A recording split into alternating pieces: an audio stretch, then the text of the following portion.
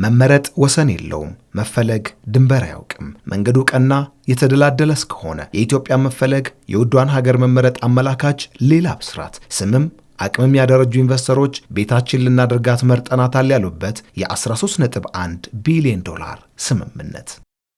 This deal represents a staggering total investment, are you ready, of more than $10 billion US